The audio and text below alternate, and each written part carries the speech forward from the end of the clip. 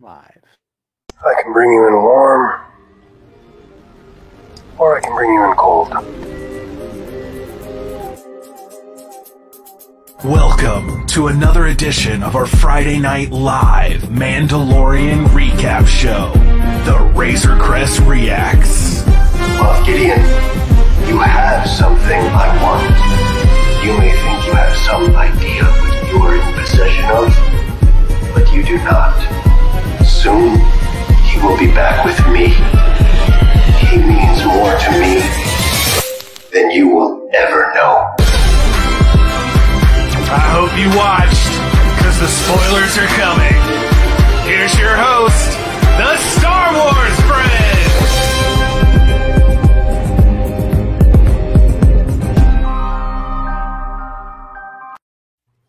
Woo! If you are not pumped after that intro, I don't know what's going to get you hype for tonight, because we had probably one of the most epic episodes of The Mandalorian ever tonight, and all I gotta say is woo! You guys are here on Friday night with the Star Wars friends. This is the Razor Crest Reacts show live at 7:30. Ladies and gentlemen, I am stoked, and I would say this: I'm going to eat a little bit of crow, because last week I said I did not think they would pull the rescue off going into this, and clearly they did. We had the happy ending. It was great. But I came out of this with more questions, a lot more questions, as is always good with Star Wars, because if you just answer all the questions, then the show's over. It's done. We got no more. But I am Justin. I am your host this evening. With me, as always, are my Star Wars friends. This is Josh, and I gotta say, I just love hearing all of that energy in Kyle's voice in the intro. Yes. Sometimes I just sit at home and listen to it and just soak it in. It's so good. This is Kyle, and I guess I'm glad you like it, Josh. Thanks. This is Maggie, and yeah, all I'm thinking about is Boba Fett and Fennec Shand. Yeah. That was a solid Hard ending. to think of anything else. And as always on Friday nights, we have a very special guest with us this evening. Maggie, do you want to do the honors? Yes. So tonight we are joined by Arzu, who is a multi-talented podcaster, live streamer, writer, and all-around wonderful human being. Welcome, Arzu. Guys, we have so much to talk about in this episode. There was so much going on. It was just absolutely bonkers from beginning to end. Probably one of the best episodes so far out of 2 seasons, and probably one of the biggest Star Wars moments in all of Star Wars recent history, probably since Empire Strikes Back. It was epic. Arzu. Yes. I'm going to put you on the spot right in the beginning. Okay. Give me your overall impression of tonight's episode. Not into deep dive yet, but overall impression. What were your thoughts? I really, really liked it, and I didn't think I was going to, because a lot of the things I said I didn't want to happen happened, and I loved it anyway. So I think that means that I didn't trust that they could carry those things out properly, and they did. So I am surprised and very happy about it. It was awesome. Maggie, what were your initial thoughts? I was speechless for 2 hours, and I am a very talkative person, and my mother was very concerned and very happy as well. So 2 very happy Lovitts in this household. I got done with the first watch, and my mouth was just on the floor. Like, I was like, did that just happen? I was like this, and my mom was like, "Are you okay? Do you want to talk about it?" And I was just like, "It was crazy. Josh, what about you, sir?" I don't even know. My first reaction, the first thing that gave me like a really big reaction in the episode, just to do something different than everybody else, I think, was I thought, oh, well, we can never trust anything Sasha Banks says ever again. Right. She hoodwinked us. Which I'm very glad that she did. Yeah. Mm-hmm. Yeah. And I saw 2 Mandos sitting there, and I was like, I thought it was the guy whose name I can't remember now. Axe Woves. And Bo-Katan, and I was like, oh, they cut, and then when I realized it was Sasha, I got really excited. So that was one of my questions this evening: was where was Axe Woves? Where was he? Yeah, he's gone. I'm curious about that too. I know. Maybe he's back spying on Mandalore back in season 3. Who knows? We'll Ooh, see. Kyle, your interpretations, impressions. What'd you get out of it? I was shocked because, like you, pretty much everything I expected to happen did not happen. I did not think they would swing as big as they did, and I didn't think they'd be able to pull it off, and I was wrong on both counts, pleasantly. Happy to admit that, but it was really great. I will say, one of the things we debated way back when this show first started was, is this going to be a lone wolf and cub, father and son situation for the entirety of the run, or is that going to be an arc that then moves on to something else? And maybe it looks like that was just part of it. Who knows? Maybe Grogu's going to get expelled from the Jedi Academy after a couple episodes. You never know. But stealing people's cookies. I think that would right. He's known for that. Or eating their potential babies. Who knows? Anything. But it was very, very surprising in a lot of ways. Well, we welcome everybody. If you are new to the show, welcome. You came in at a great time because we have a lot to unpack in this episode, a lot to talk about. If you're joining us tonight, we assume you've seen the show because we are about to spoil it for you and talk about all the stuff that we got to see and enjoy. If you've been with us every Friday night, we appreciate you coming back for sure. We thank you. You can always listen to our podcast. It's Star Wars Friends Show. You can find it on iTunes, SoundCloud, just about anywhere you listen to podcasts. You can find us on any social media, Facebook, Twitter, Instagram, at SW Friends Show, and you can always email us at show at StarWarsFriends.com. We love hearing from you guys, and we would love to hear what you guys thought of this episode. So please feel free, drop us messages, drop us lines. So let's talk about this episode here. So we got, when we last saw Grogu, he had been kidnapped by evil Moff Gideon. He's held hostage on his ship in little baby handcuffs. With a horde of dark troopers basically guarding him. And oh my goodness, just passed out from no energy. And he still looked tired when they got to him in this episode. But he's being held. And I think it kind of jumped off where we thought it might go at the start, was that they would go out, try to find Bo-Katan, right? And say, hey, look, we know where Moff Gideon's at. We need your help. That's kind of where it jumped off at. Where I did not kind of think it would jump off at was them getting Dr. Pershing right away. That's what I want to know, is how did they find him? Because I knew they had Gideon's coordinates, but they're just chasing around his Lambda class shuttle, right, out in middle space somewhere, and just completely hijack it. How did they find him? I don't care. I'm just happy he's back. Dr. Pershing? I really like Dr. Pershing. Yes, me too. Happy for him to come back. He's such a sweetheart. Like, he doesn't want to do this. No, he has no allegiances. I agree with you. He went to medical school. He got a job. He also is an engineer. Like he's like the spaghetti western, the doctor in town that gets roped in to help the bad guys, and the good guys show up, and he's like, "Oh, finally!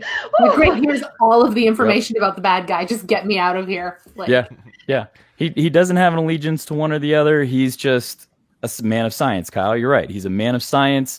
He just wants to learn. He just wants to study, and he gave up everything. Like, oh, the kids over here, troopers are over here. You got a board in here. You think there's only 100 people, but there's not. Like, there's a lot of people on this ship. So he gave up everything. But once they get him, they take, the Lambda class shuttle.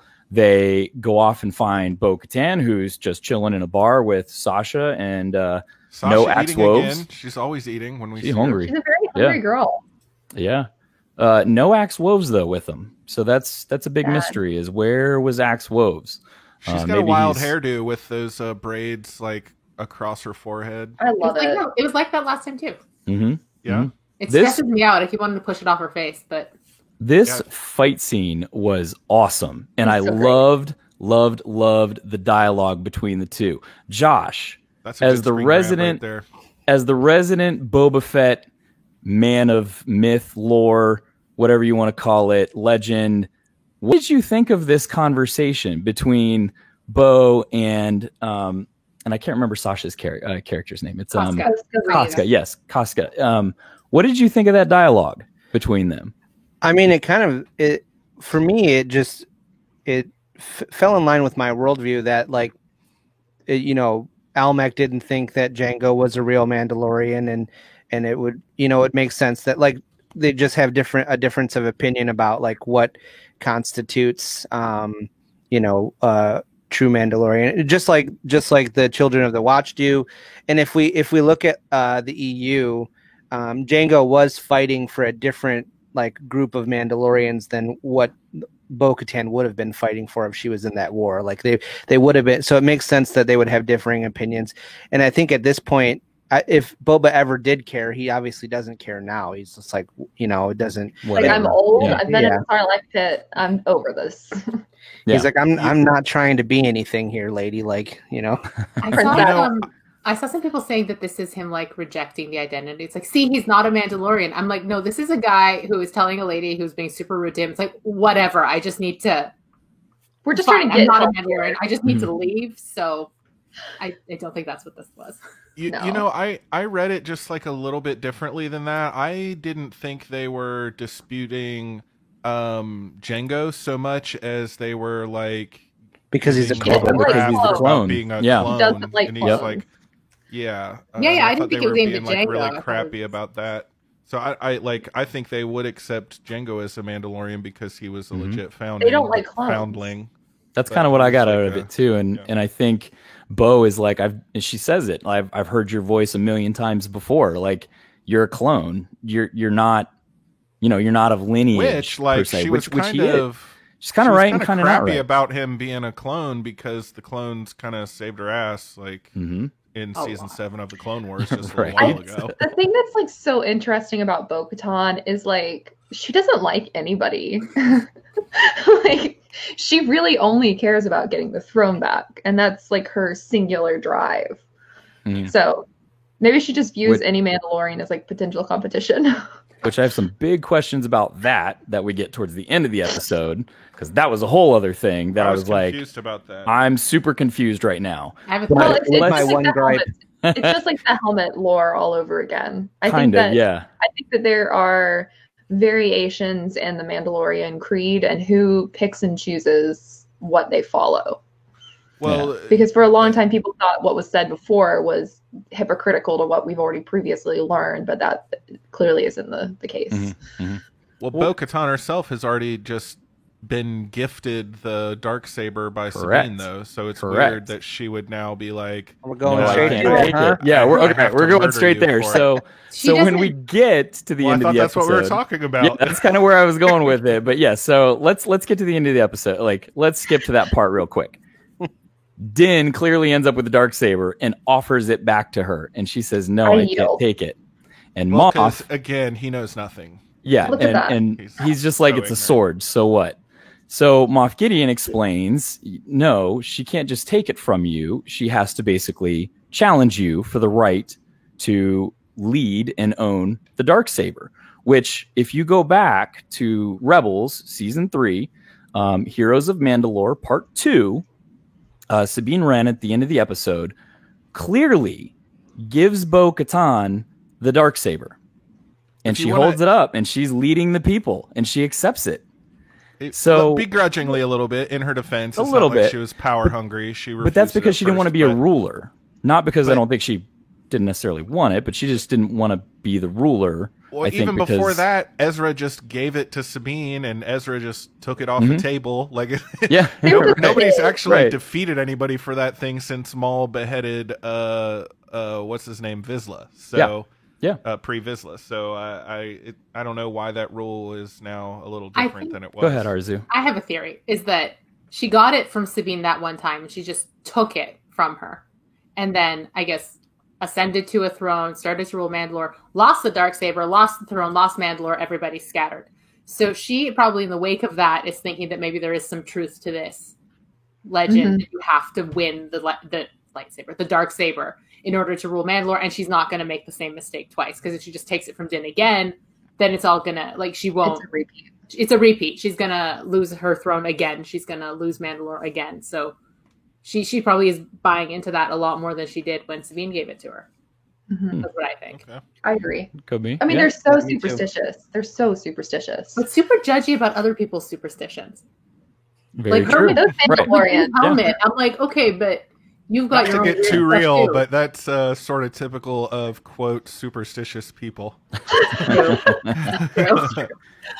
And I have no idea what Boba said to Casca, but it was essentially calling the kettle black. I don't have the saying, but it was essentially the same saying. That's something calling the kettle black, and it's like, okay, well, it's the same thing here. Like, you're superstitious about the Darksaber. You can't be superstitious of, you can't be judgmental of somebody taking their helmet off or not taking their helmet off. So, but yes, that was probably one of the biggest questions that I was left with after this episode. I was just like, wait a minute. Whoa. I know she took it from Sabine. Yes, maybe unwillingly, but she knew the people of Mandalore needed a leader. And she took it from her and was ruling Mandalore essentially for a short period of time until she lost it, clearly to Moff Gideon. We don't know when, but or how, but she clearly lost it to Moff Gideon. And now we're here where we're at. So, but anyway, so now we get the Mando bunch. We get the Mando bunch team up here. We get Boba, we get Din, we've got Casca, no Axe, and we get Bo, right? We get 4 Mandalorians, Fennec Shand, Cara Dune, and Dr. Pershing. I'm like a bigger Fennec Shand every single episode. I like her more. Literally, I love she's her so so killer. much. She's running through no-scoping people again. She is a awesome shot. She literally dodged a blaster bolt. Yeah. She pigeonholed the one trooper behind the boxes too. Oh That my was God, pretty I know. impressive. I was like, ooh, girl. Queen of my heart. Yes. And we're going to have a lot more Fennec Shand coming up. She's clearly going to be in whatever the Book of Boba Fett is, I would assume. She's clearly going to be in Clone Wars. I'm not going to lie, though. I kind of missed the helmet. The helmet was cool. She's in that Bad I like Batch helmets. show. Yeah. Yep. She's in Bad Batch. So I missed the helmet a little bit. I know she threw it at a trooper, I think, when they first kidnapped Grogu. Was that last week? Mm-hmm. She threw it at a trooper, so maybe she didn't get it back or it broke, but I kind of dig the helmet. So, or maybe she was like, I need to really see what I'm doing. Yeah. So, one I loved seeing the Starfighter Gauntlet, live action Starfighter Gauntlet with the wings up, sitting there. It was awesome to see. They go on the ship clearly, and they kind of start talking about the ship and the plan and what they're going to do. Sometimes that stuff is like, I feel like it's a spoiler if you really know. Like, I knew we were about to see some Mandalorians when they landed at the dock, because there's their ship right there before they ever even walked in, which is awesome. I loved it. Yeah. But if you don't really know what you're looking at, that you probably would have missed. Well, I mean, let's be real. We were all spoiled if we watched the intro because Bo-Katan was in the intro, and I was like, Bo-Katan's going to be in today's episode. Yeah, that's true. Yeah. It was cool to see, and there's I believe 2 different versions of that ship. There's the larger one which has like a crew, and then there's smaller individual fighter versions of that same ship. So she makes every a good point couple needs one helmet and one non-helmet, so Fennec had to lose hers. Yep, very good. She's clearly got the sex appeal, so yeah. What? You don't want to see Tamara Morrison helmetless the whole time with his scarred up face? Really? Yes. He doesn't even have eyebrows. He's beautiful. That's true. Maybe in the next one he's got them like drawn on, like silence. He's got like drawn on eyebrows.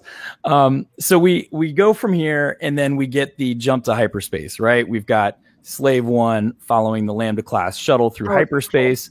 Beautiful shot right here. On cue. Yep. Josh, quick with the pictures as always. I can't tell what some of them are, so if I put the wrong one up, that's why. But this was a cool shot. Here we get our a classic Lambda class shuttle. That's a former Imperial ship used for usually like driving around dignitaries, Imperial dignitaries. And in this case, Dr. Pershing, when they first captured it. Here we've got our classic Trojan horse, right? Where ship's coming in hot, we're being attacked, Slave One's right on their heels. We get some great banter between Boba Fett and Bo as she's piloting the shuttle. She's basically, make those blaster bolts look real. He says, "Don't worry about me, princess." He calls her princess a few times, which I think is funny because she was like the ruler of Mandalore. Yeah. Just to go back to something I wanted to say earlier. Sorry, I always do this. I know. Some of that banter between them. I know. Some of that banter between them felt like personal, that they just didn't like each other too. So that was why they were talking shit. So anyway, they definitely did not like each other. No. But the banter continued on the ship, but there's a little bit of respect there too, I think, because, you know, before they really kind of drop out of hyperspace, he tells her to be careful in there. It's not totally different than Han always calling Leia your worship and all that, you know. Yep. And he says, or she says, watch out for the deck cannons, and he says, don't worry about me, just be careful in there. So there's a little bit of respect and concern there. They understand they're on a very drastic mission here that could go either way. So you know, they jump out of hyperspace, they start launching TIE fighters to go rescue them. I love seeing the hangar with them deploying the TIE fighters. You got some great close-up shots. You got more TIE pilots. That was fantastic. This is like a pretty good strategy, but here I have a question about this. Like, I get why you're going to basically plug the hole so we can't send out more TIE fighters.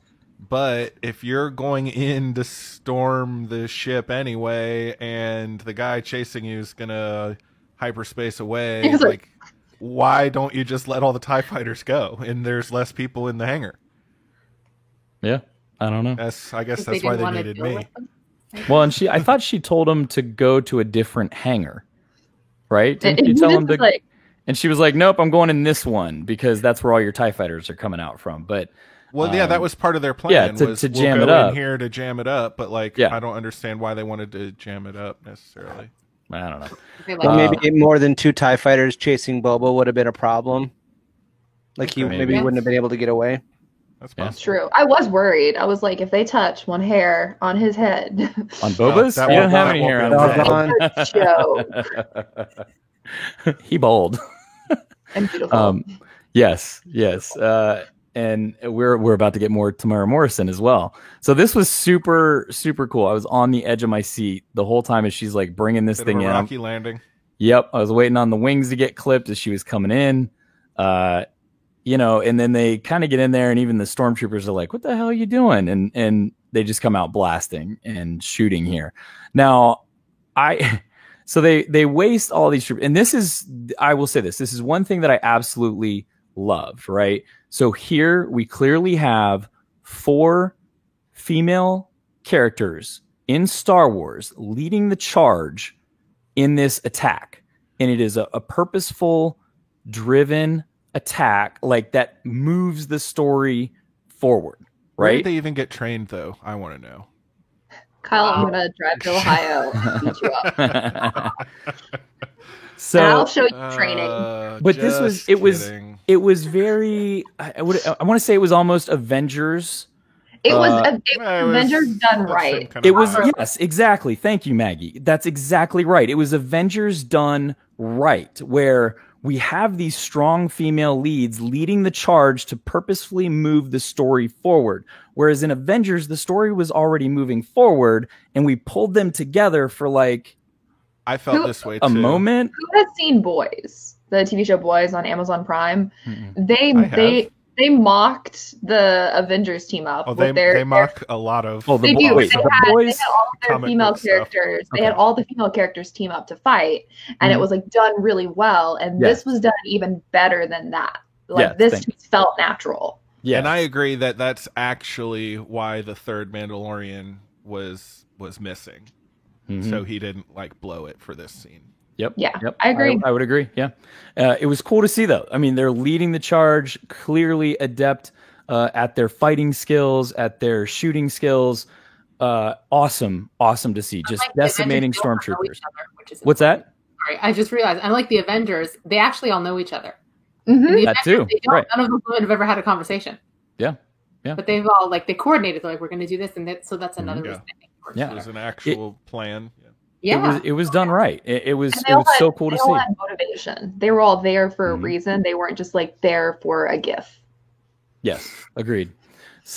Yes, exactly right. So awesome to see that. It's now awesome the to see that. anti-Marvel show. I don't know if you guys knew that. Well, let's be honest. This episode had a very Marvel feel to it. And the reason I say that is because the ending of it, ending on the happy ending, had a very Marvel feel to it. The post-credit scene, correct me if I'm wrong, this is the first time in any Star Wars that we have had a post-credit scene. Am I correct? I can't think of any other. We didn't have any in Rogue One. We didn't have any in Solo. Wait, did we have one in Solo? Solo had Solo had one. Solo had one? Well, when he goes back and he finds Lando. Darth Maul. Oh, well, that was at the end of the movie, though, wasn't it? Or was that the post-credit? I'm pulling up to see. Oh, yeah, when they went and did the card game again with Lando. Yeah, I thought that was like a post-credit one. That's during the movie. And the Maul one was during a movie, too. Yeah, it was all during the movie. So if I'm not mistaken, this is the first post-credit scene we've seen, right? Which is very Marvel-esque. They do that all the time in the Marvel movies. They give you that post-credit scene. Do it now. Yeah, lots of people do it now, but this is the first Star Wars post-credit scene that we got with Boba Fett and Fennec taking out Fat Bib Fortuna. He has put on a couple pounds. No judgment. Just spade a spade. Yes. We don't. He has gotten a little large. But Montreal rap is a little girthier than it used to be. Guys. Did he say Fat Tuna? Am I right? Fat Tuna. But did he say McClunky in there? Did anybody else catch that? I was told he did. I did not hear it on either of you. I put the subtitles on and I tried to watch it, and it just says speaking Huttese. It doesn't say what he's actually saying, but I swear he says Weequay, and then he's talking to him, and then he says something McClunky. I swear he said it. I'm not delirious. I swear he said it. But go back, watch it, and listen. But I'm glad we watched that whole sequence again. But yeah, so I will turn over again. Mira says he said it. Yep. See, I heard it. He said McClunky. To be honest, Alan confirms. I had finished the episode. I came into our group chat. Arzu said I was too chill. So then I went back and I missed the post credit because, Star Wars doesn't do that. And then I was still just 2 hours of speechlessness. So I did not hear this. Yeah. There was also no artwork at the end of this show. That's why I stopped watching the credits. Yeah. I was like, oh, there was no drawing boards or any of the artwork that we normally get. So that was very different too. I only saw it because I was sitting there in shock. I didn't stop it. So because I didn't stop it, then I was like, wait, what is this? Yeah, my mom stopped it because she's used to ending it before the pictures and stuff at the end. Yeah, and Josh, pull that picture up. Let's see that again. Oh, that is so cool. I love them so much. That is such a cool. And she's got the spotchka. You know what? While we're talking about this, thank goodness there was some chubby Gamorrean guards again. I did not like that skinny Gamorrean. I'm still not over that. Gave you nightmares, huh? I didn't care for it, man. It wasn't for me. Yeah, it was such a cool scene. And if Fennec comes down first, she just takes everybody out, right? She frees the captured Twi'lek, which is apparently a very popular dancer in Jabba's palace. I feel like that's all they ever capture. They're human trafficked a lot. The Twi'lek. I feel so bad for Twi'lek. Yes, they are. It's in one of the books. Yeah. Lords of the Sith. They're trafficked. Yeah, I think that's fine. Yeah, there's they're in Twi'lek bathhouses and they're it's basically weird. strippers. It's not cool. It is a little weird. It is not cool. But Fennec comes down and she basically caps everybody, and then frees the Twi'lek and just gives her the nod, get out of here. And then we got Bib Fortuna there, just kind of in shock as Boba's coming down the stairs. I loved it when he walks up to him and he's like, "Boba, I heard rumors." And it was kind of like what we all felt about Boba for the last couple years. Is just like, well, maybe he's doing this, and this is a rumor, and maybe he's doing this, because we had no idea. So here's Bib going, "Oh, Boba, you're alive. I heard rumors. I didn't know." My man. Yeah, trying to I thought Bib died on the ship. I'll be honest. I thought he was on the sail barge. Apparently he was not. I thought everybody died. There's a whole party going on. Yeah, he was not with Jabba on the sail barge now, though. So that's very interesting. And Bib was played by Matt Wood. Anybody else catch that? It was Matt Wood playing Bib Fortuna. So that was awesome to see. But anyway, so let's get back to our heroes, right? We've got our 4 strong female leads. I'd rather keep talking about. You want to keep? Oh, there he is. I did love Fennec just kind of looking around, and then she reaches down and grabs that spotchka and just kind of puts the rifle on her hip like this, and she's got the drink in hand. Yeah, must be a nice adult beverage if it's kept right there in the throne room. Yeah. That's what Grief Karga was drinking when he thought they were going to die too. So it's blue and glowy. You know what's I'd have been more impressed. The most unexpected part of 2020 was me being like, I'm going to rewind the scene of Boba Fett and watch it one more time. Yeah. Wanting to see Things anything you with never Boba thought would Fett happen. is my most unexpected 2020 moment. Like Yeah. being excited about Boba Fett was unexpected. And it's awesome because you've got like a life. Yes, Josh is a lifelong fan of Boba Fett, and he is Make just me like sound like a 40-year-old Phantom Menace person. he is just loving this because all of these new fans are now like, are you not Boba a lifelong Fett's fan cool. of Boba Fett though? That's like accurate. Yeah, but I mean, he's not. I was never one of those. He was never my hill to die on. But it's again, we called our last episode, we called our last podcast Validated, right? Because that, I think after that episode with Boba when the child gets taken is validation for a lot of Boba Fett fans out there that have believed that he is this badass character that everybody's just like, no, he's not. He got Captain Empire by a faulty jetpack. Like, I think that was the validation. Until 2 weeks ago, that was true. Yes. Let's be honest. So, Yeah. I mean, like, So I think, so that validation is there. It's very real now. And I think, Josh is just like loving all this. Like, oh, thank you. But yes, Boba Fett is cool. Boba Fett is really cool. And he's not just a dude Now. in cool armor. He actually has done stuff that's pretty badass. So, but let's get back to our 4 female leads making their way through the ship, basically just decimating stormtroopers left and right.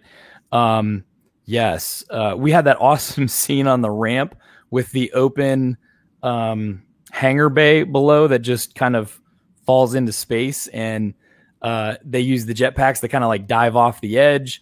Cara and Fennec take out the troops in front, and then there's like 6 that come up behind, and then all of a sudden the 2 Mandalorians fly back up and take out the 6 behind them. So a well-oiled machine is what I would call this, because they just ran through any troops that were in their way. Now, I have a question. I'm going to go to Arzu. Yes.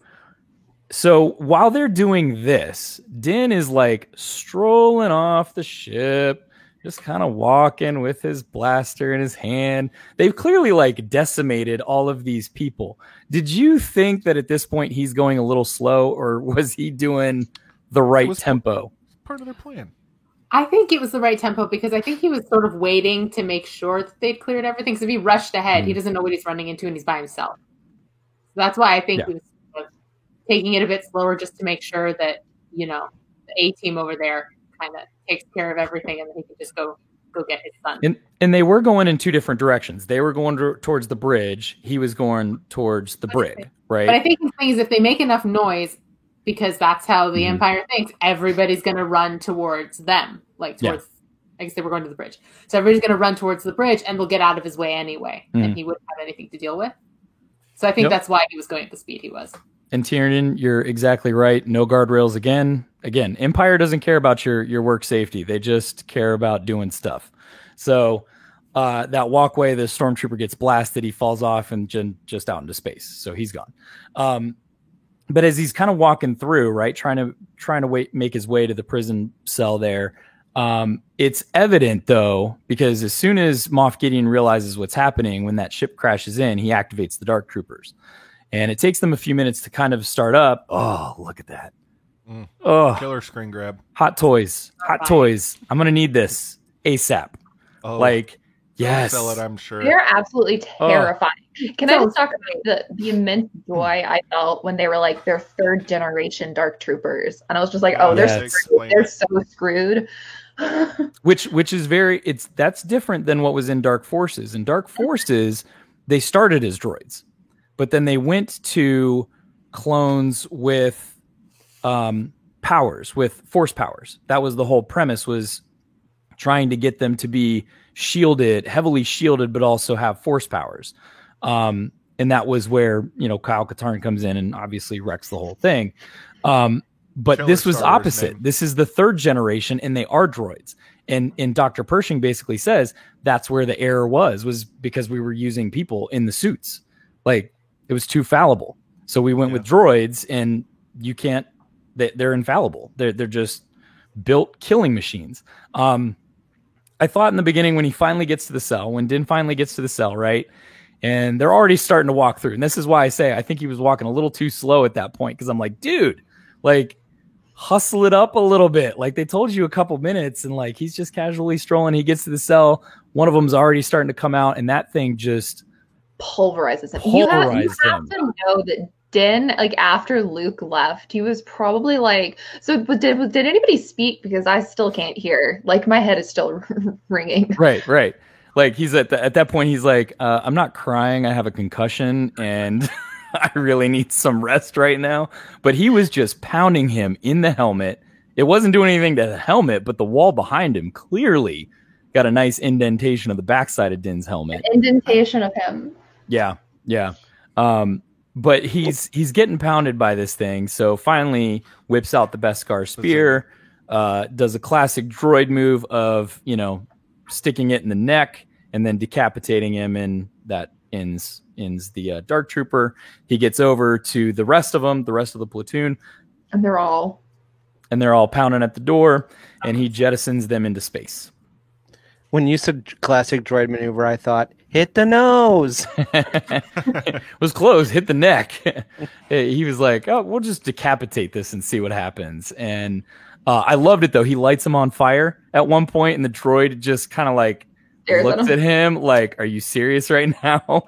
And just continues to wail on him. Flame up a little bit, but then it just like I like that the whistling birds didn't work on it either. Nope. Oh. There wasn't anything that worked on it. So and it threw him around like a rag doll. Yeah. And now, didn't Moff Gideon comment on the whistling birds? Yes. Yeah. He did. He said that you So now suddenly there's only one for the entirety of this whole series. There's infinite whistling birds, and now there's only one.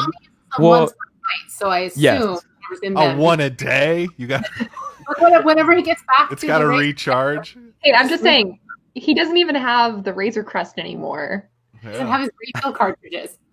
But she's right. Like, in every episode that he's used it, he only uses it one time, and once they're gone, they're gone. What, he and then like the next episode, pack in his pocket or something. I don't know. Maybe they like. Well, I mean, they're like this tiny. He's got to like load every one of them in there. It just takes time. I can't hear you, Arzu. Sorry, I'm like, he doesn't even lock the door to the Razor Crest when he leaves. He just leaves it open, so he's not thinking about carrying refills with him. Right. He's not thinking. Period. It's like a comedy. Exactly. Yeah. So, but no, Moff Gideon knows that. He knows he already fired it when he gets there. So, but he expels the Dark Troopers. They go flying out into the space. He then moves on to the cell. We get our hero, our team of four, the Mando bunch. They're up in the cockpit at this point, or they're on the bridge, and there's no Moff Gideon. They're a little shocked. And at that point, did anybody else know? Like at that point, like, oh, he's in the cell with the kid.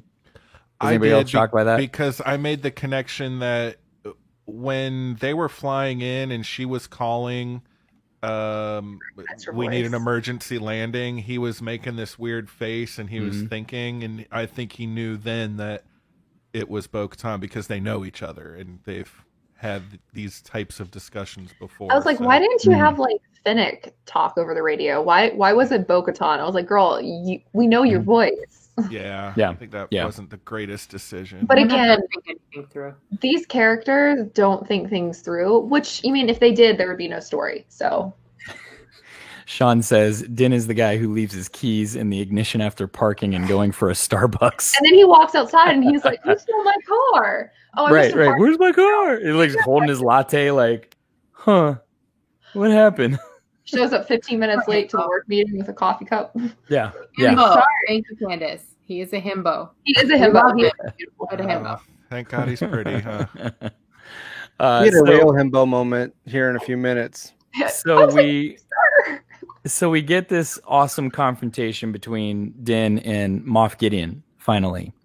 And he kind of goes into a little bit of explanation about the Darksaber here. Was anybody buying Moff Gideon when he said, like when he says, all I want is the kid, he's like, I already got what I want from him. Here's how I knew what was going to happen. Because Bo-Katan talked to him about the Darksaber and was like, the only thing that it can't cut through is Beskar. So our resident himbo is like, I'm wearing pure Beskar. I'm fine. I'm just going to walk in there. It's going to be chill. Yeah. And I was like, why are you even... A little more sense. I'm like, he's just charging in. Like, yeah, he said he's not going to attack, so I guess he's not going to attack. But if he knows it's not going to cut through, he doesn't care.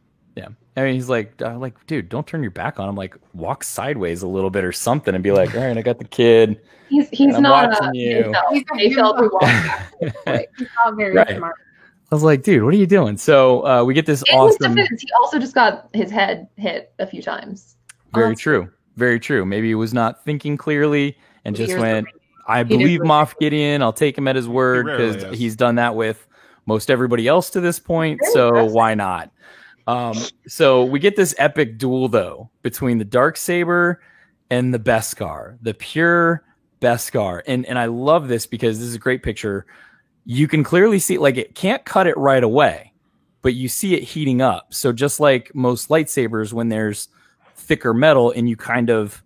Yeah, and I asked about that on the Ahsoka episode. If, over time, would it be able to cut through? And it looks like, had he been able to force into it, maybe...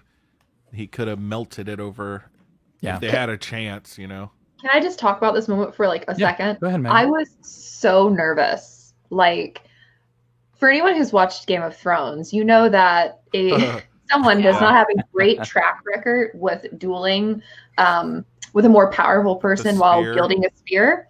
And I was like, it's going to be okay. It's got to be okay. It's got to be okay. And there was a few times that I was like... Look away. I was just like, this is so stressful. I was like trying to eat my egg sandwich and I'm like, this is too stressful. At least he definitely wasn't getting his head crushed this time. Yeah. He almost did. No, but somebody tried to crush his head in, and I'm like, thank God he has a helmet on this time. I was surprised. He was pretty fluent with the spear. Like, he had clearly been trained on how to fight with something like a staff. So he knew what he was doing, and didn't have any issues disarming Moff Gideon, which I thought was awesome.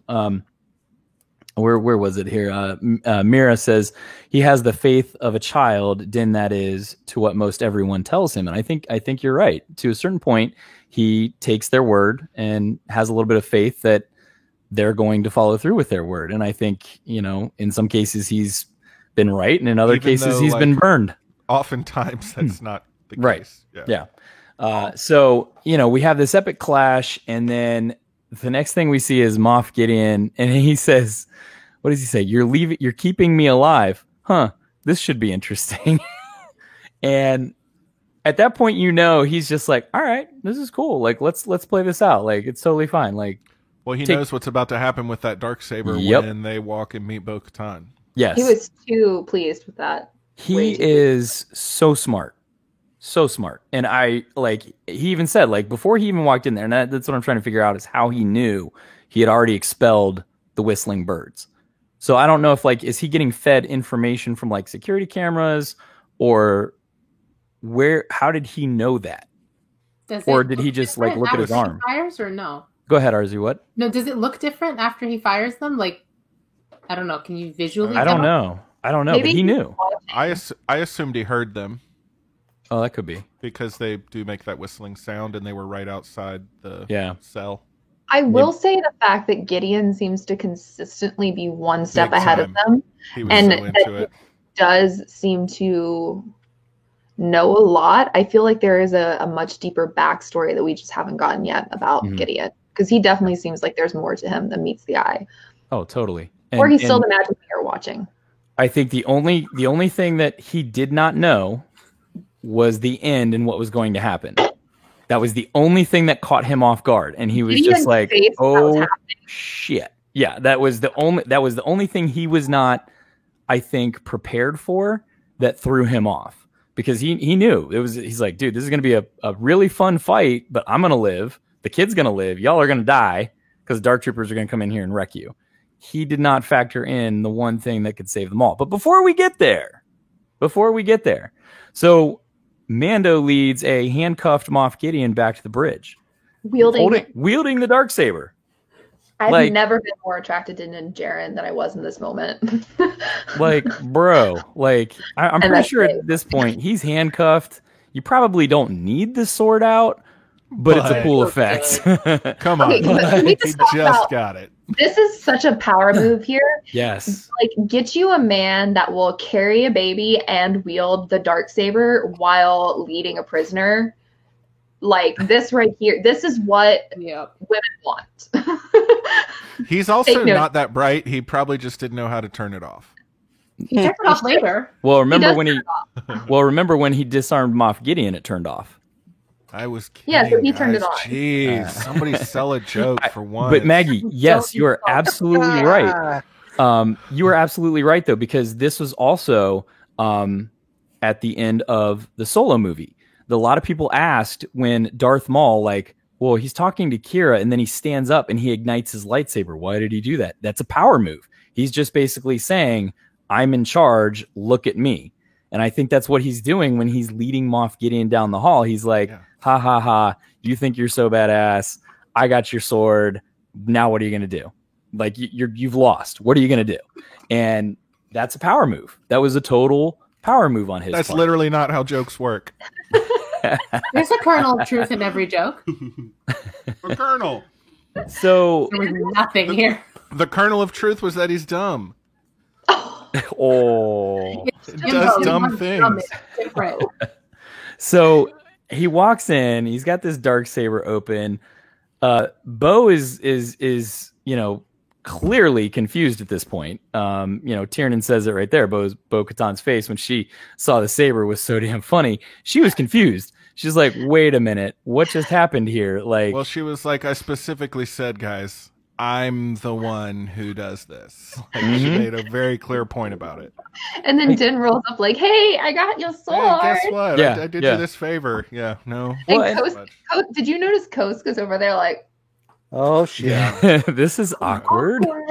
Yeah, I guess I don't know, what did she expect to happen, and she didn't know where Moff Gideon was. In fairness, she had no idea where he was. So when he walks in with Moff Gideon, I think that's kind of what took her by surprise. Like, oh crap, he was really down in the cell, right? And he's been playing us this whole time. And I think she expected him to like show up with him wielding the Darksaber, which clearly didn't happen. And like, what is Din gonna do? Like, here, you hang on to this. Let's go ahead and walk up to the bridge together. I'll just point my spear at your back the whole way.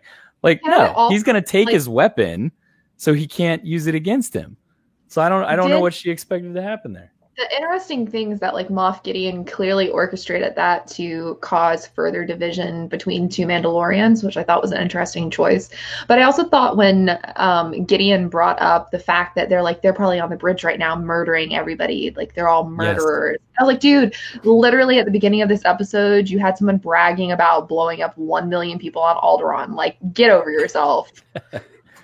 Which that was an interesting conversation too. The Lambda class pilot that was coaxing Cara to blast his face off. So yeah, he basically begged her to do it. Yeah, he kind of begged her to do it. I don't know what he thought he was going to get out of that deal, but shot in the face is what I thought he was going to get.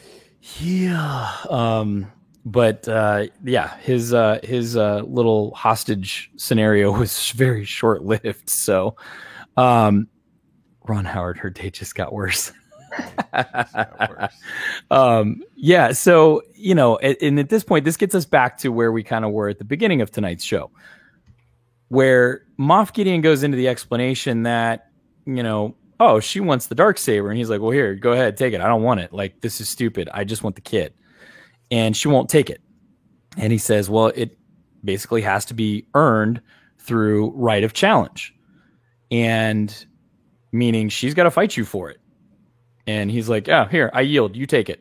And she still won't take it.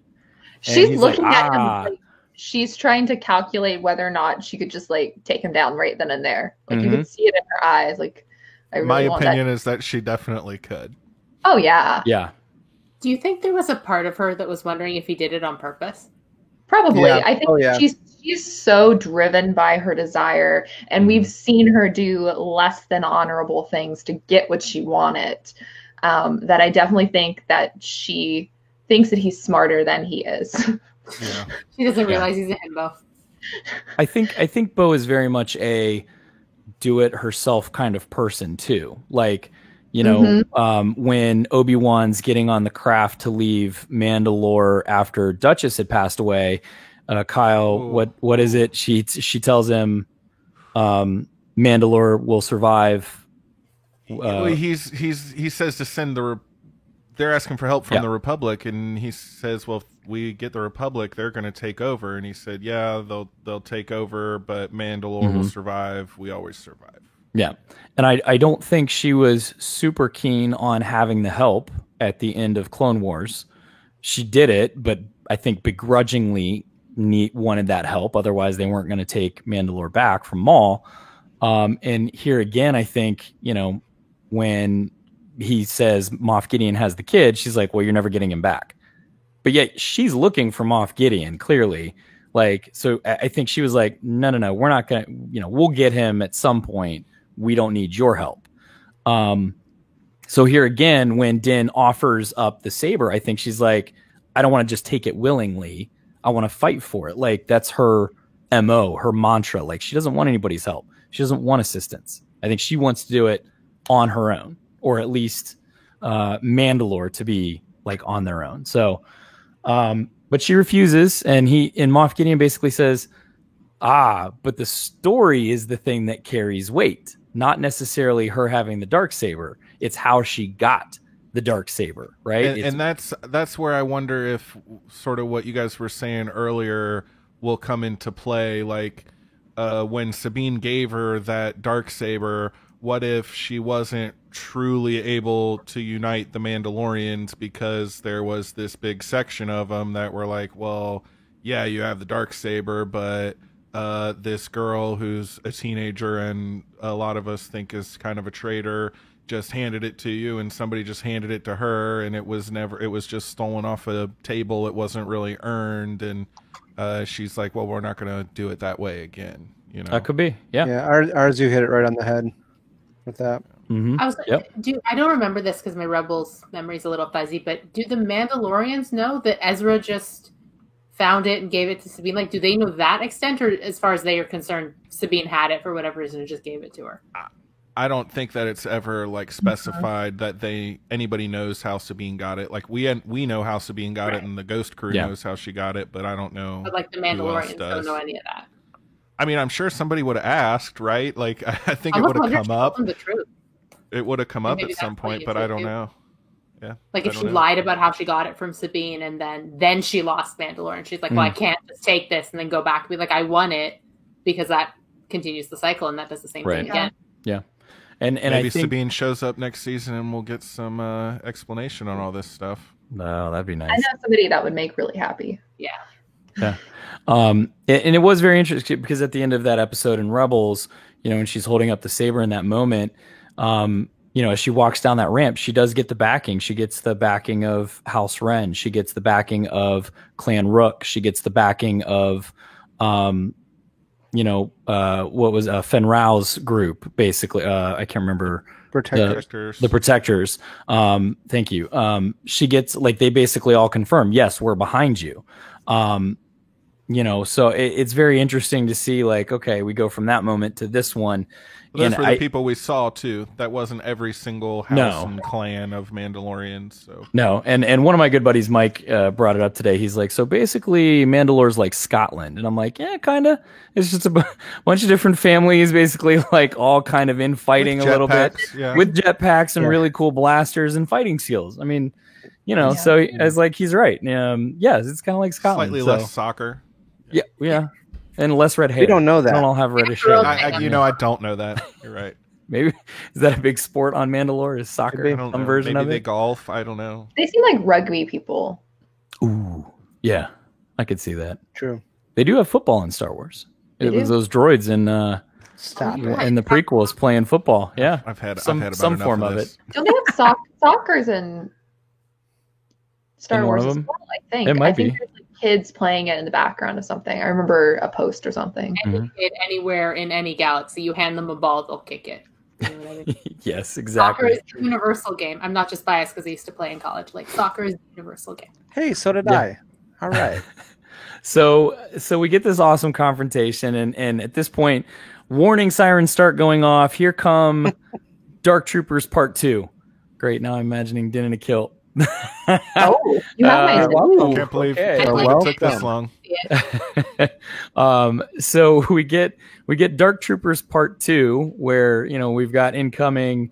How many life forms? None. Yep, there we go. Love those eyes. And the Dark Troopers are a well-oiled machine. They have caught up with the ship.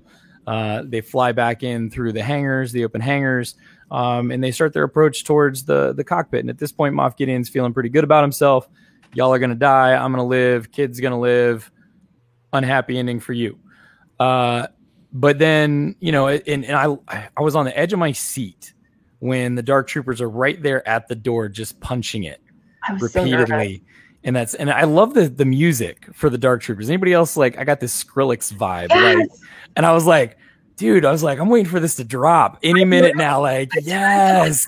And I was like, this music. And it was really in the first scene when they were powering up, when he first turned them on, that's where it was the best. But anyway, so they're I didn't on really understand the science behind that, but I really did like the powering up sequence. It looked cool. That was very cool. They're in kind of the cold storage thing, and then they have to take a couple minutes to cycle up. Yeah, I don't know why we can't just power them up and have them be on, but that's fine. It looked cool.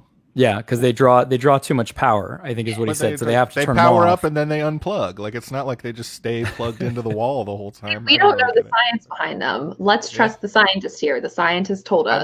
I believe him. I just don't understand it. Kyle believes science. I believe. I just don't understand. That's all I said. Are you calling Kyle a science denier? I'm not. This is a house of learned doctors, guys. God. Tiernan, you're right. The power up scene was something else. Mira, if you don't have a drink in hand already, you're missing out, because everybody should have their pond water or whatever you're drinking with us. So please grab something and get back to us. It's important to stay hydrated. But here, the tension is just running hot right at this point. I'm on the edge of my seat because they're just pounding this door in, and they're all standing around, guns drawn, and you get another incoming, and you get, what is it? Oh, you see it flying across the top. It's just one X-Wing fighter, and Cara says, who knew what it was when we saw just one X-Wing? I mean, unless it's Trapper Wolf coming to save the day. I thought it was Carson Teva coming back. Oh, really? Carson? For half a second, I'm like, without Trapper Wolf, why are you here by yourself? And right. then answer, I'm like, oh, that's not them. Yep. I will say, my mom literally turned to me and she went, "It's Mark Hamill." Just as soon as she saw the X-Wing, she's like, "Mark Hamill." And when you go back and you watch it on the second watch, once it starts to pull in the hangar bay and you see the security camera, you can see the astromech sitting in the top. I didn't catch it on the first glance because it was short, and I'm on the edge of my seat just in the moment. But when you go back and watch it, you can see little R2 sitting in the top as it comes in and lands. But she goes, "Oh, great, one X-Wing, ooh, we're saved." And never wanted. I knew they were. Yeah. Yeah, it was at that point. I'm like, "Oh, here he comes, and I think it's a moment that a lot of people were hoping for. It was a moment that me personally, I'd said I want it to be a new character coming in that we didn't get spoiled over the summertime, that it wasn't ruined for us, essentially. Do you know what I mean? And we got it. And a lot of people, I think, were hoping it was Luke. A lot of people were hoping it was Ezra. A lot of people would hope it was Cal. What's his name? Cal. Kestis, thank you. Or some other Jedi that we don't know. I thought it would definitely be Quinlan Vos. Quinlan Vos, some other Jedi that's out there that we don't know what their whole story is. I think a lot of people were hoping for that. A lot of people were hoping for Luke. I know Chris, I think, was hoping for Luke. He basically called it. He said, Luke's going to show up. I hope Luke shows up. He called it. And here comes Luke to save the day. And he got go ahead. Yes. No. It's okay. Go ahead. He got the ultimate Rogue One badass just treatment. Like his daddy. Yes. By far his best look. I was so happy. And can I just say, like, I was definitely in the camp of not wanting Luke Skywalker. And, like, just for no reason, really, other than I was like, I wanted it to be another Jedi. But the moment that Luke showed up, I was like, this is everything I could have wanted and more. Like, it was just so good and literally rendered me speechless. I was in the same camp. I was, like, actively against the idea of it being Luke Skywalker because I'm like, anytime he shows up or we talk about him, Luke Skywalker pulls focus. So it would no longer be talking about anybody else in the scene. It's all about Luke. But the second he shows up and the second I see like what he's doing, I'm like, no, feels good, feels organic. Like it felt so right. It makes sense. This is one of those things I didn't want that happened anyway, and I'm like, yes, I like this decision. Josh, go ahead. What do you got? Not so much that I didn't want it to be Luke. I just didn't expect it to be Luke because I didn't know the uncertainty of how they might do that and make it work. But at the same time, I think I was telling you guys in text earlier, maybe it actually might have been Lauren Romo, I can't remember. I was texting with her this morning because I wasn't sure if anyone else had seen it and I knew she had. So it's like but like he is in universe, he's the one that makes the most sense because narratively speaking, I mean if Grogu is reaching out on the Seeing Stone, doesn't it make sense that the most powerful living Jedi who is rebuilding the Jedi Order, like, and is actively looking for people is going to be the one that finds them? Of course, like, you know, and I will say that I think that for all of my worry about them not being able to do Luke right if they did it, I think it was. I don't think anything is perfect, but I think like I don't know that they could have done any better. Like this is it just made really sense. It just worked. Who else was worried though about who was going to be under the hood? Because I was like, please don't be Sebastian Stan. Please don't be Sebastian Stan. Please don't. I was so nervous. My eyes were prepared to roll, like they were braced and ready to go. But I actually didn't mind the CG. It wasn't the best CG, but it wasn't great. But I agree. I'm glad they chose to keep him covered most of the time, and I think in the stills it looked better than when he was talking. But it wasn't bad, especially for a TV show and for a short clip. I think it wasn't bad. It was fine. And it was work. I think this confirms that it's going to be like this isn't going to become the Luke Skywalker show. They're going to use him once or twice like they did here, and that's going to be it because they don't want to draw the focus to the not perfect CGI. I mean, for like all of the, they're just leaning into nostalgia, they're just leaning into fan service. Like, no, this like legitimately works for this story. It makes sense. And also, like, I don't know, maybe it's because I'm an expanded universe child, but like, it had to be Luke. Like, he's rebuilding the Jedi Temple. Like, I think a lot of people's like disappointment and frustration comes from like knowing what happens with the Jedi Temple, but we're still like 15 years out and we're not getting 15 seasons of The Mandalorian. So like we're probably fine. Yeah. And also we have no idea what happens in that space, and a big problem people have with Luke later is that they don't know how he got to that point. So even like I don't want to follow Luke for the next 15 years, but if we get little sprinklings here and there of what happened to him, then that might fill in some of those concerns that people have. Yeah, Kyle, go ahead. Yeah, my biggest reason because I was very much it's definitely not going to be Luke, but I thought it was a logistics thing. Like I think it's like you guys were saying, he definitely draws the focus. It's hard to bring any original trilogy character in without that being what it's about. And I also felt like Lucasfilm was probably trying to get away from the original trilogy a little bit and get out into newer stories where they have a little more breathing room. Plus, making a young Mark Hamill is problematic. I just didn't think they would do it. I think was a great decision, and it worked out really well. I was just really surprised that they took that big swing. Yeah, go ahead, Maggie. And I was like joking with my mom earlier today. I was like, oh, won't it be like really interesting if like Luke takes the child and then he's like, oh, this child has some like dark tendencies. Like maybe I should like call his dad and be like, hey, you should take your kid back. Like this isn't going to work. And then like 15 years later, Ben Solo happens and Luke is like, screw this shit. I'm going to Island. Can't do this anymore. Every kid just goes dark. It happened again. He's stealing his blue milk from his table. It adds so many layers to it though, because I think that like, yes, the like what happened with Ben is obviously something that would spark somebody to go to isolation. But I think if it happened like multiple times, that adds layers to it that then on reflection and like going back and rewatching the sequel trilogy adds even more layers onto like what we already know. Yeah. Josh, go ahead. Like an onion. So two things. When we're talking about the future and Grogu and Luke, this is just something I want to point out. That you sent to me. Oh no. It's classic Joey. I want to share the one text I got from Tab while she was watching this. And so, yeah, we got Luke, but who cares about Luke? We got this guy.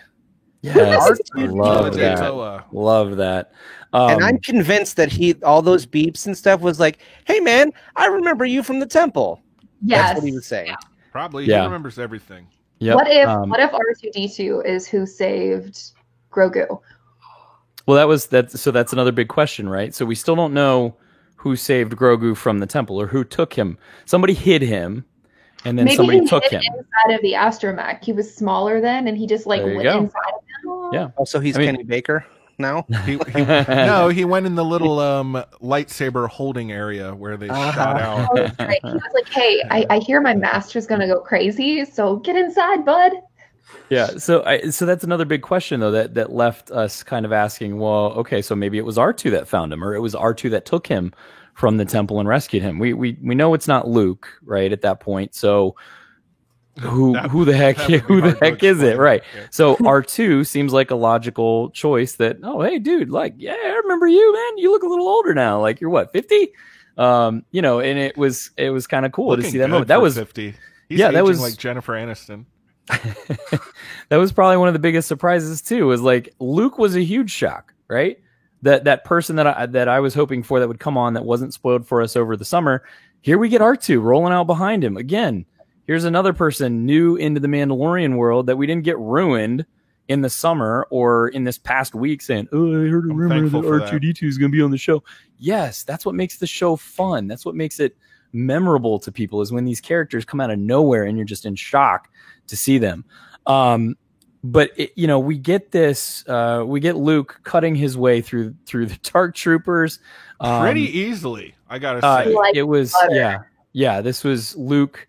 I mean, maybe it was Tiernan that said it, or Mira that said fully comfortable with his powers at this point. Just carving through Dark Troopers, not concerned at all. Yes, thank you, Tiernan. It was beautiful to see. It was very much that Darth Vader Rogue One cutting through Rebel Troopers like Swiss cheese moment that was awesome to see. Luke a fully realized Jedi. Now, when he just crushes the one, yes. Oh my god, yeah, the last one standing, yeah. Because we don't get to see Luke being a fully realized Jedi very much. A little bit in. It gave me Battlefront flashbacks. That's very like when he's running through and picking people. Yep. But you're right, Kyle. We don't get that. We get a little bit of ROTJ, maybe in his fight with Vader at the end. Maybe a little bit on the skiff with everything happening there. A little bit. Most of that happens in books. I loved his wardrobe. His wardrobe was perfect. Yeah, the all black. I was just like, it's his best outfit for sure. Really the all black. Yeah. And if you didn't know it was him when he came in on the X-wing, then when he draws the saber and he's got it out in the one hand and you could see the hilt, if you didn't know it was him then, later on you see one gloved hand, one non-gloved hand. If at that point you still didn't know it was him, you could see his belt buckle. This show. Yeah.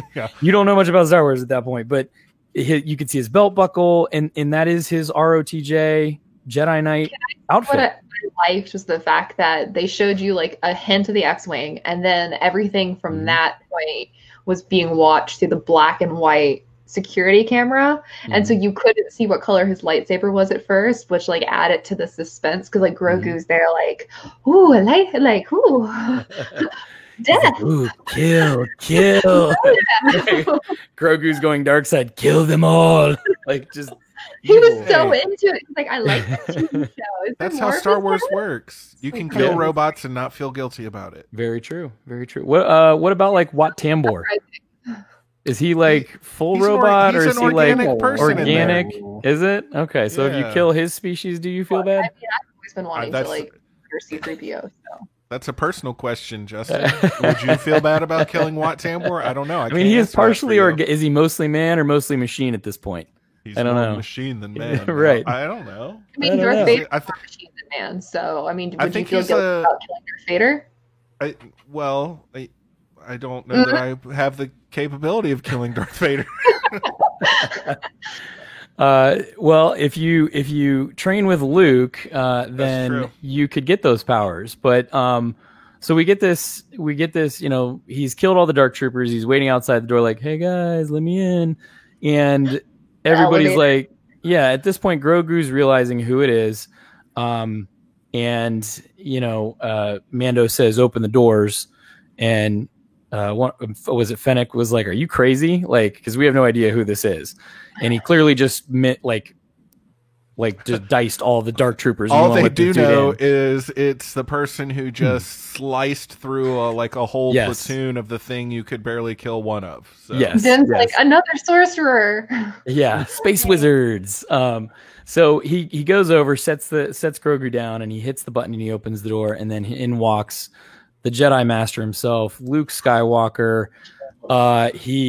He's got like just the hood looks so good, and the cape, you know, he's like walks in very calm with that saber out, pulls it back in, holsters it, and then he pulls the hood back. And there's a lot of people that, you know, the CGI, it is what it is. I was okay with it. I didn't think it was that terrible. It's not perfect, but it's new stuff. So, you know, we got it in Rogue One, you know, with Peter Cushing and Carrie Fisher, but I thought they did a good job with it. It already looks better now. Like the tech already looks noticeably better than it did in Rogue One. So I didn't think it was that bad, but you know, we get this awesome moment where Luke comes in and basically, you know, he says, "Are you a Jedi?" And he's like, "Yeah, yes." Or he says, "I am." That's all he says. He's like, "I am." He's fully into that role now. He knows it. Like, bitch, I am the Jedi. But he doesn't introduce himself. Din's like, "Okay, you say you're a Jedi. Here's my child." Like, I get that it would have been a bit cheesy, but it did bother me. Din didn't ask for a name before sending his kid away. Yeah. Can I see some credentials, please? He should have said, "I'm Luke Skywalker. I'm here to rescue you." Yeah. Honestly, at this point, somebody needs to feed Din the information because he's not asking for it. So Din's just like, I guess this is fine. Well, he didn't even feed the kid for like a season and a half, so he's not. He really has no clue what he's doing. Din, how are you going to pick your son up from summer camp later if you don't know the counselor's name? This is true. My mom said that. She's like, "How's he supposed to go find him now?" Because he's like, "I'll see you soon." Yeah. You know, I think, you know, Saul's got a good point. He's got a good question here. He says, "Wouldn't Cara have known about Luke?" Well, not necessarily, because Cara, I think, served mostly at the end. I mean, she knows the Death Star blew up, but again, I don't think they really knew other than Lando flying into the core. Literally the legend of Luke Skywalker. I think people don't think it's true. That could be right. Yeah, I mean, in all of the books, are like they say he blew it up. I feel like he got lucky. I feel like he had help. Like most people didn't have the benefit of watching the movie in the galaxy. Like they don't believe any of it. Yeah, I mean, technically, Luke didn't blow up the Death Star. People in Lando Star Wars blew up the Death Star. Yeah, well, which Death Star are we talking about, Luke Justin? Death Star that blew up. Well, he blew up the first one. Yeah, but Luke wasn't a Jedi at that point. people in Star Wars don't know they're in Star Wars. Doesn't mean he didn't blow up the Death Star. Like there's two people in the history of Star Wars that blew up the 2 Death Stars. Like I think probably people know. Well, I'm sure they knew Luke Skywalker, a legitimate point. Yeah, it's a point people make, but like in the book, they like repeatedly make the point that most soldiers don't believe it because they weren't there. So I feel like that's the position Kara's in. Yeah, so and she like, wasn't there, she didn't see it, so she doesn't she knows it blew up, but she doesn't think one person did it. No, because it wasn't framed that way for those that were the heroes on the forefront of the battle, so to speak. I don't know, the hero worship that I hear in the from a certain point of view from the other pilots, they talk about Luke like a god. But they're pilots, like they're the pilots that are up there with him. They're not like the pilots. And that seems to be like a stereotype of pilots. Yeah. The pilots all seem to be like really ate up with Luke, but then you have all the other like regular people that are just like, you're kind of in my way. Can you just move? Yeah. I'm just trying to do my job. Like I need to, So we get these awesome lines of knowledge dropped from Luke about Grogu and his abilities. Until he masters his abilities, he's not safe. I'll protect the child with my life and teach him, but until he masters his abilities, he's not safe. Which I thought was awesome to hear. And then, yes, now we get into that we got to say goodbye moment. And Din recognizes... Which was spoiled. Can I just talk about that? This was spoiled on like 6 t-shirts at the beginning of The Mandalorian. If you are like me and you go through Boxed Lunch and Hot Topic and like Amazon Star Wars store like on a daily basis, there has been at least 4 to 5 t-shirts and coffee mugs that had this exact scene of the child reaching out and touching the helmet and it being lifted up. So like we all knew this was coming. This was happening. Like this was the moment that I had thought would have been the first face reveal to in the show, other than season 1 with IG-11. This is kind of more the moment that I was depicting, more so than last week where he has to take it off to do the facial scan, right? This was kind of that moment that I thought he's going to reveal himself to the kid. He's not going to care who's around because he cares about the kid and he wants the kid to see him. So this was kind of that moment that I had pictured in my mind. And it was awesome because at this point, the kid sticks his hand up there and he's got the helmet on. He's like, it's a helmet. And Din's kind of like, all right, look, I'll take it off. And at that point you can kind of see his face and he's like, I think he like wanted to smile at the kid, but he was like trying to be, he doesn't know how. He doesn't know how. Facial expression. But you could kind of see like he wanted to, but he wasn't crying at this point. Smile, but he doesn't know how to smile. Yeah. He's very conflicted emotionally at this point. He's probably never had somebody touch his face since he was a child. Yeah. So he's very conflicted at this point. Like, he tells him at the very end, he's like, all right, it's time to go, pal. Don't be afraid. And before he basically puts him down and he walks over, and that's where R2 comes out. But I thought that was a huge line, right? Was that what we learned from Ahsoka and about Grogu's past? He had clearly been tortured or captured or held hostage, and just bad things had happened to him for most of his life, right? But here he's basically telling him, look, it's okay to go with this guy. Like, don't be afraid. I trust him. Don't be afraid. And that was that permission, right? And Luke had said he's looking for your permission to basically leave, and that was that really permission. To be like, I feel it too. Yeah. So he waddles on over, right? Here comes R2, says hi. And then Luke reaches down and picks him up, and it's awesome to see this Luke, who was trained by Yoda, who is of the same species, who was a 900-year-old being, with Luke now in his 40s? Is that where he's at? He's like 29.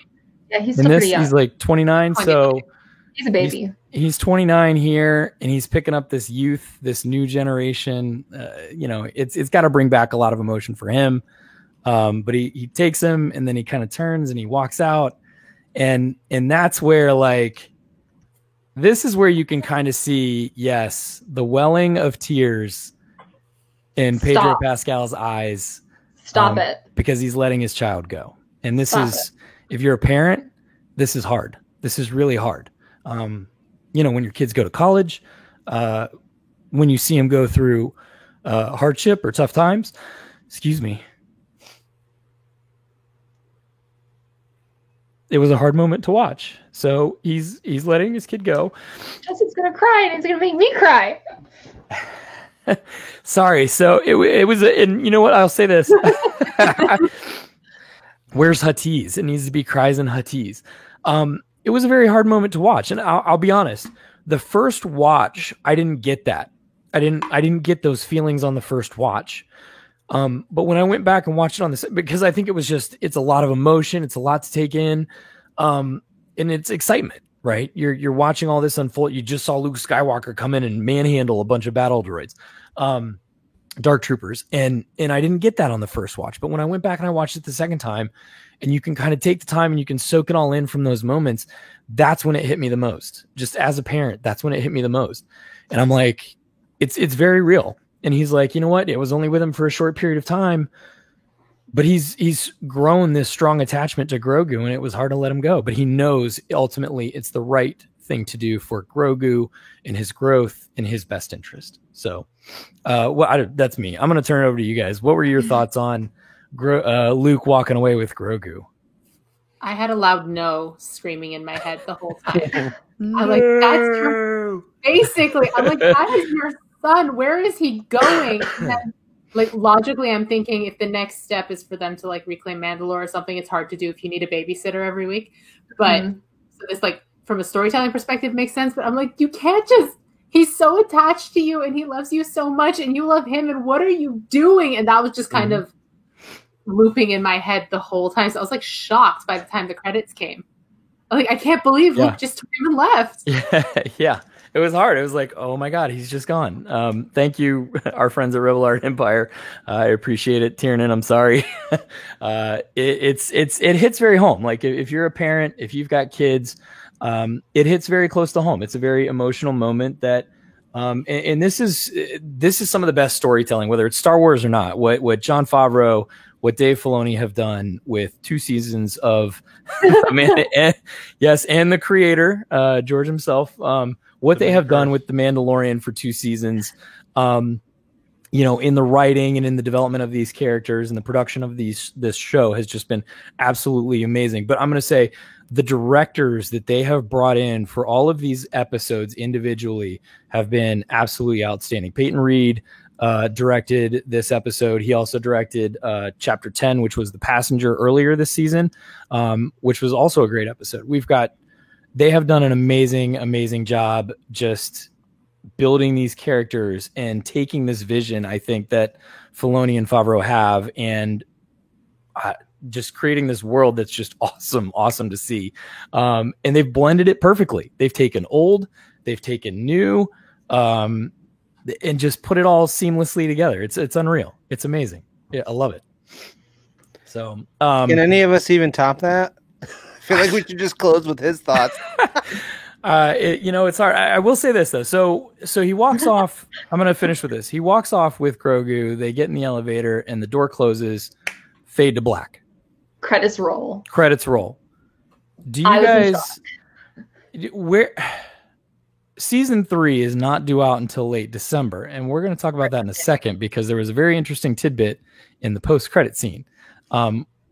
If you guys caught that, the Book of Boba Fett is supposed to start the same time that season 3 of The Mandalorian is supposed to start. I have a theory for that. There is a lot of speculation on what season 3 is going to be. Not what I think you're thinking, but go ahead, Maggie. Let's hear it. Let's go. Let's run with it. We know from the Disney Investors Day that at least 2 of the upcoming series that have been announced are specialty events. So, like for instance, the Lando series is slated as an event series. And we also have the Ahsoka series, which is a limited series. And so I have a theory that, because a lot of people were like, oh, it's weird that we're not getting Mando in October like we usually do. And production hasn't been pushed back. They've been filming. So it was weird. I think that it's going to be like a 3-week specialty series that will start the first week of December and then lead us up to The Mandalorian starting on Christmas Day. And then we have our season 3 starting then. Yeah, that could be. There's a lot of people I think that are worried that season They shouldn't 3 be is going to be about Boba Fett and kind of his journey at this point, and it's going to shift gears because realistically, they're not changing the name of their most popular. No. series on Disney Plus. Well, and I could see it, and somebody brought up a good point. Well, if you notice, all the episodes are chapters, right? So now when you get into the book of Boba Fett, and it's a chapter book essentially, like maybe that's where they're going. And where do you guys? So if at this point we've got no more Grogu, he's gone off with Luke. Do you expect that we see Grogu at all in season 3? Yes. Yeah. Yes. Yeah. He's a cash cow. There's no way. Maybe at the end, maybe not for the whole thing, but he's coming back. Kyle, what about you? I think we'll probably see him. I do not think he will be a main fixture. Exactly. Yeah. Okay. So where do we think Din goes from here? He's got the dark saber. He's got the dark saber. That whole plot's been set up. They've set up like 4 big plot points through the course of the season. So all that's explore his Mandalorian-ness. And now he has a journey unfettered, unmoored to the child of his own exploration as a Mandalorian. Here's where he goes back to the armorer and is like, you never told me I was in a cult, lady. Yeah. That was kind of what I was getting, was like he would go back and find the armorer, but do any cults ever tell their people they're in a cult though? I think that's part of being in a cult. They at least like name themselves. They don't just say like we're Mandalorian, like we're like like we're the regular Mandalorian. Yeah, we're not the weird Mandalorian. We're real Mandalorians.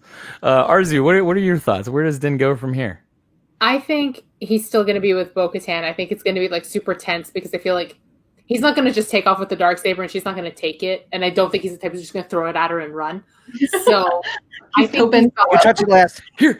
I mean, he might because he's not very bright, but I think that his whole thing is now that he's with this cluster of Mandalorians, and he doesn't have the child, so he doesn't have this quest of his, and he doesn't have his creed anymore because he's definitely broken it by taking his helmet off. I think he's going to spend this time with them, trying to figure out who he is as an individual outside of Children of the Watch, outside of being Grogu's guardian. So he's got a lot of self-reflection in his own journey ahead of him. I mean, he's in his helmet most of the time, so all that self-reflection just right in there. But then again, he's not very brave. He needs to take it off, get some oxygen, think it through, He needs to go to Sorgan, have a vacation, hang out down here. Yes. Really what Moff Gideon? At this point he's captured, right? Yeah. What do you think is going to happen to him? Is he? I thought he was dead. He got like they're locking him up. I think whoever he's working for comes and breaks him out because I don't think they're going to carry him around with them. So whoever he's working for is going to break him out. They're going to find out like halfway through the season, maybe towards the end, that Gideon's on the loose again. And then the end of that season is when we get our big bad setup for season 4. That's what I think. So clearly the big bad is coming in season 3 to get Moff Gideon. I would agree with you with that. Somebody higher than him is coming to get him. I don't know if I like it being like Thrawn, but maybe I don't know. Maybe it's Brindle Hux. Like one of them, like the beginnings of the First Order. Yeah. One of them. So yeah, I could easily see that because to the point, Katie O'Brien, who was the comms officer in the previous episode. Not my favorite Star Wars name, I gotta say. I thought Katie O'Brien might grow on me. It has not. She clearly says to whoever the spy is, you will be well rewarded in the New Order. Yeah. So we did get a little bit of a nod to it's Poppy Pels. No. Yeah, go for Poppy Go for Poppy Palpatine. Not Palpatine. Well, and so that's Grogu's dad. What are you talking about? Right. So dark magic, I'm sure. Cloning, trying to rescue his son from Luke Skywalker. Yeah, I think so. I mean, clearly we answered the question. Dark Troopers are robots. They're not the clones, the Jar of Snokes that we saw earlier. So and we they're still all haven't sliced up now. They're all gone. It seems we have a clear unanswered question of what was the Jar of Snokes. Or those just Super Troop? Was that like a 99 batch? Was that Snoke? Like legitimately Snoke? We don't know. That's still a question that's unanswered from that episode. So again, as with all good Star Wars, right? We get more answers to some things and then we get more questions to other things. And that's kind of why we love Star Wars so much because it is such good storytelling. So anybody else, final thoughts on this episode? Feelings? I had a lot of feelings apparently. So thoughts, feelings, and what else? Anything? Boba Fett and Fennec Shand. Forever. All aboard this ship because it's a beautiful ship. It's a ship of dreams that Maggie and I are very deeply passionate about. I think we're like the captains of it. We are the captains of this ship for posterity. I want to say it here today. That Maggie and I are the captains of this ship. We coined it. We coined the ship name. We have been pushing it. We stand behind it very firmly. Yeah. Yeah. And I would say it was great, in that last little bit. If you didn't watch the credits, please go back, watch the credits. There's that awesome scene with Boba Fett returning to Jabba's palace. And I love that, Jabba's little sled thing is still there. There's just now a chair on top of it for Boba Fett or for Bib Fortuna. And it's not just a slab for a slug anymore. No, it actually has like a chair on it now. And Bib Fortuna was still there. Again, I didn't even know he was alive. I thought he was on the sail barge and blew up with Jabba and the rest of his crew. But for those people that are like, oh, well, it's fan service. I think if you look at that and you go, that's fan service, you don't understand the term or like what fan service is. Fan service is when you're trying to like pigeonhole something in there that doesn't clearly fit, but you're like, oh, people are going to look at this and go, oh, cool. Did you see that? But putting Luke Skywalker in this episode was not fan service. Putting Bib Fortuna in at the end where Boba comes to reclaim the throne at Jabba's palace was not fan service. I think you're missing what that is if you take those things as that kind of thing. Putting Toro Calican in Han Solo's seat in the cantina in season 1, that's more fan service than anything because you're like, oh, that's where Han Solo sat. That's more a fan service than what these are. These both served a purpose. They pushed the plot forward, and they were awesome to see. Flat out awesome to see. So, guys, I am spent. I don't know about you. I am exhausted. It was fun. Yeah. I don't know. I don't know where to go from here. I'm happy the child is gone with Luke, but I'm sad at the same time. I'm happy Din completed his quest, but sad at the same time. So very, very conflicted emotions. I love Mandalorian stuff, honestly. I love it in Rebels and I love it in Clone Wars. So I'm ready for let's fight over this dark saber. Let's reclaim. Baby. Yeah, let's do it. I'm ready. Punch it, Chewie. I'm also just glad that she's alive because she got shot and then they didn't show her again for like 5 minutes. And then at the very end, you see her standing there, and I was like, "Oh, thank God!" Like, so again, Moff Gideon at point blank range with a blaster rifle manages to hit every spot of Beskar armor on her body. Not one seam anywhere in the waist or torso region. Just pew pew pew pew pew. Every piece of Beskar. I was like, really? If he went through the Stormtrooper program, he's not a great shot. No, and this is where like, okay, if he'd have like maybe shot at Cara or. Why? Just take the shot. Or Casca, who's not wearing Beskar armor. Well, Casca is, but if you had shot one of them and you killed one of them off, right? I think, and to me, I'm always up for a meaningful death in Star Wars or any kind of movie because it moves plot forward, right? But just shooting Bo-Katan and then they'll just all like, she takes a gun butt to your head and that was the end of it. I'm like, okay, well, that was kind of pointless. Well, and then what, assuming he kills her, then what? There's still like 4 other people in the room that are like, right. I don't know. It didn't really make any sense. But like, if let's say he kills live action Bo-Katan, Din has the Darksaber. Din now rules Mandalore. Well, I mean, he's already ruling Mandalore now, but it would be him with the saber. Like, what the heck do I do with this thing, right? And then Casca's got to explain to him what's going on, and what's happened. Like, well, Bo's gone. Now you're in charge. So that, there's a lot of different ways that could have gone, but I just thought it was pointless. Like he's shooting Bo-Katan, he hits her in every piece of Beskar armor, and then they just like, it was done. Like, here, you're out. So, but the episode was fantastic. By far, I think probably the best episode of the season. What do you guys think? I feel like someone on this show has said that every single week the whole season, which is a good thing. It's because they just kept getting better and better. Yeah. I don't love any one of them more. I love them differently. I love my whole family. That's how I feel. Yeah. I think there's different things in every episode that make them special and make them what they are. Next season, it's going to be hard to top. Like, look at how much stuff you got in this season. Where are they going to go next season? Like, it's crazy. But I trust Sabine Wren. I trust who is in charge because they have delivered some of the best Star Wars content in decades. So that is awesome. I'm spent, as you can clearly hear in my voice. It's starting to get a little bit tired. Arzu, we appreciate you coming on tonight, sharing your thoughts, your feelings with us.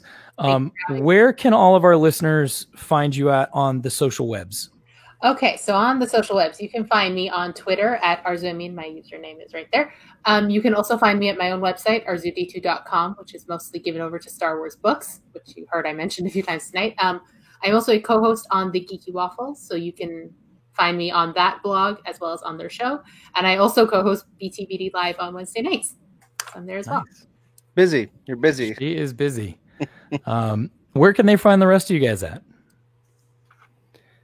This is Josh, and I'm on Instagram and Twitter at Battle of Tanab. Not Boba's Donor. No, nope. Not Boba's Donor. This is that's gross. This is Kyle, and I am KB_legend on Twitter and Instagram and whatever. And this is Maggie. You can find me on Twitter at Maggie of the Town. I am also the managing editor over at Your Money Geek, and you can find me writing on Dork Side of the Force, and I have a top 5 fan theories article coming out in the next few days over there, so be sure to check that out. Because I made sure that Boba and Finnick got a nice shout out. And you're in a movie coming out on Christmas Day, right? Oh, yeah. So also... yes. Anybody who's listening to this and watching, be sure to watch Wonder Woman 1984 on Christmas Day. I worked 30 days on that film, and I have seen myself in the trailers, and I have seen myself in clips. And yeah, so if you check IMDb, I share an IMDb credit with Pedro Pascal. Nice. And before I forget, and I go to my stuff, Maggie, give us an update on the Trans-Law Center. Where are we at with donations? Because I completely forgot at the beginning of the episode because I was so excited. That intro just got me distracted. Give us an update. Okay, so we are currently at $18,533. It ends on Sunday. So if you feel couple more days, come on, people, need to fundraise and donate more, it is there for you until the end of Sunday. Nice. Wonder if we can get to that 20K mark by Sunday. Do it. $1,500. Do it. Come on, people. Do it. Only a few more days. I am Justin. You can find me on Twitter at IamTheBendu. We love having you guys on this show. Now that the season is done, our live stream recaps are kind of done. We are going to continue some live streams going forward. Probably starting in January. We don't have any more for the rest of December, but we will do some live streams beginning in January and moving forward. We do still have our weekly podcast that we produce. You can find us on any social media at Star Wars Friends or at SW Friends Show on Facebook, Twitter, and Instagram. You can always email us at show@StarWarsFriends.com. I'm Justin. You can find me on Twitter at IamTheBendu. We love having you guys on this. We're going to have some fun content for you in the new year. Lots on the live stream stuff. We're going to get back to playing some games, hopefully. We're going to have some fun new bits on the show that we hope you enjoy. Thank you to all of you that have been with us every Friday night through this season. We greatly, greatly, greatly appreciate your time, your comments, and your thoughtfulness in joining us and watching this show. So we'll end this the way that we always do. May the Force be with you. Always. Love you guys.